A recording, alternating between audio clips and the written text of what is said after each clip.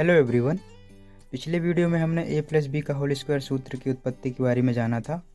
आज हम जानेंगे a माइनस बी का whole square equal to A square minus 2ab plus B square सूत्र की उत्पत्ति किस तरह हुई है, आइए जानते हैं। तो सबसे पहले हम एक बड़ा स्क्वायर ले लेते हैं जिसकी सभी भुजाएं बराबर हैं।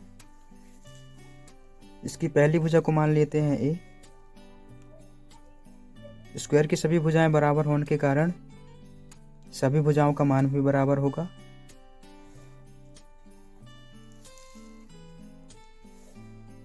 अब हम इसका क्षेत्रफल निकाल लेते हैं। स्क्वायर का क्षेत्रफल होता है भुजा का वर्ग। भुजा हमने a माना है, मतलब इसका क्षेत्रफल हो जाएगा a का वर्ग। अब सूत्र में देखिए, सूत्र में हमें b दिया हुआ है। अब हम b कहाँ से निकालेंगे? इसके लिए हम एक काम करेंगे, ये वाले भाग को हम हटा देते हैं। हटाने के लिए क्या करेंगे, यहाँ से कट करेंगे और यहाँ से कट करेंगे। अब इसके बाद हम ये वाले कट और ये वाले कट दोनों जगह से एक एक भुजा निकालेंगे जिससे हमें b प्राप्त हो जाएगा। तो चलिए अगले आकृति में समझते हैं। आकृति बनने के बाद कुछ इस तरीके से दिखेगा। पिछली आकृति है वो इस तरीके से था। अब देखिए, ये जो आकृति है इसके अंदर हमें चार आकृतियाँ और दिखेंगी। एक तो ये बड़ा स्क्वायर हो गया, ये छोटा स्क्वायर हो गया और दो रेक्टेंगल। ये वाली जो स्क्वायर है इसे हम हाइडन स्क्वायर कह सकते हैं। क्यों? क्योंकि जो ये वाली रेक्टेंगल है इसकी जो ये वाली भुजा की लंबाई है यहाँ से यहाँ तक है, वैसे ही इस वाली रेक्टेंगल की भुजा की लंबाई भी यहाँ से यहाँ तक है। अब चलिए इस भुजा को मान लेते हैं b। जब ये b है तो ये वाली भुजा भी बराबर है, इसलिए b हो जाएगी। इसे भी मान लेते हैं b। इसी तरह ये वाली भुजा भी b हो जाएगी। अब देखिए, हमें इस वाली भुजा का मान पता है, यहाँ से यहाँ तक की लंबाई है a, लेकिन हमें इसकी लंबाई नहीं पता। तो हम क्या काम करेंगे, इस पूरे भुजा में से इतना को रिमूव कर देंगे। चलिए, ये इस वाले पूरे भुजा का मान क्या है, a है। हम इस पूरे में से ये b को रिमूव कर रहे हैं तो माइनस b हो जाएगा। इसी तरह इस वाले पार्ट्स में भी पूरी भुजा की लंबाई क्या माना है, a, माइनस हम b रिमूव कर रहे हैं। रिमूव कर रहे हैं मतलब इस वाले पार्ट्स को घटा रहे हैं इस पूरे पार्ट्स में से। अब सभी की भुजाओं का मान हमने निकाल लिया है, तो अब हम इनका क्षेत्रफल निकाल लेते हैं। इस वाले रेक्टेंगल का क्षेत्रफल क्या होगा, तो रेक्टेंगल का क्षेत्रफल होता है लंबाई गुणित चौड़ाई। इस वाले भुजा को हमने a माना है, लंबाई इसकी हो जाएगी a इंटू चौड़ाई हमने b माना है, तो इसका क्षेत्रफल हो जाएगा a इंटू बी। इसी तरह इस वाले रेक्टेंगल का भी क्षेत्रफल हो जाएगा ए बी।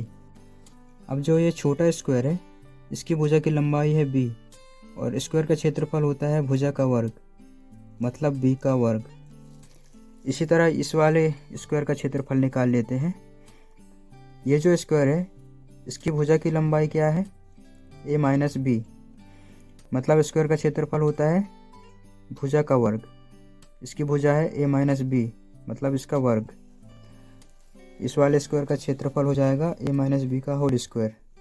इस आकृति में हमें सभी भुजाओं का मान पता चल गया और क्षेत्रफल का भी।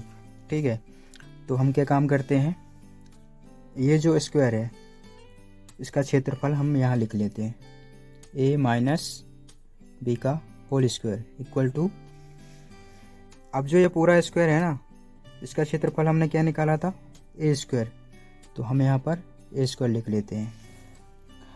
अब हमें चाहिए a b, सूत्र में लिखा हुआ है a b, तो a b के लिए क्या काम करेंगे, ये जो पूरा एरिया है ना ये वाला हम रिमूव कर देंगे।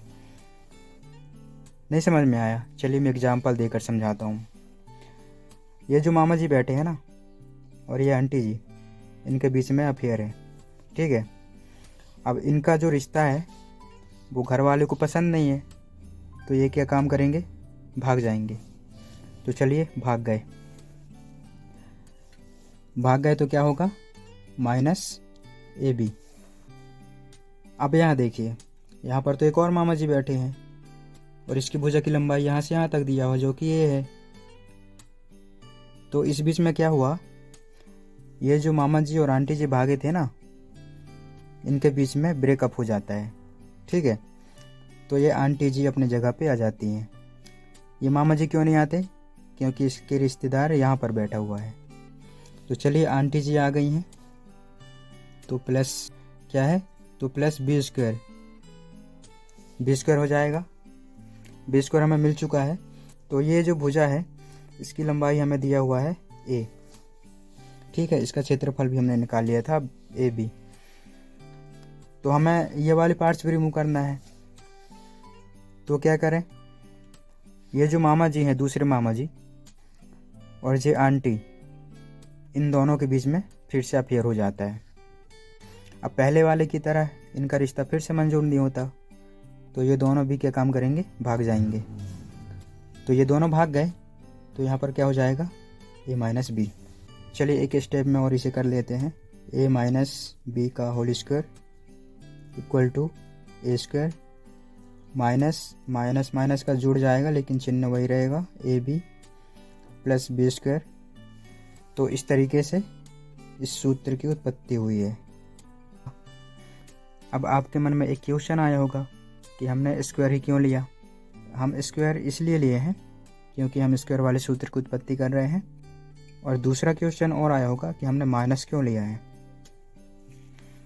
हम ये बड़े स्क्वायर से, ये जो बड़ा स्क्वायर है ना, इसमें से ये वाले पार्ट्स को हटाए हैं, इसीलिए ये माइनस का चिन्ह आया है।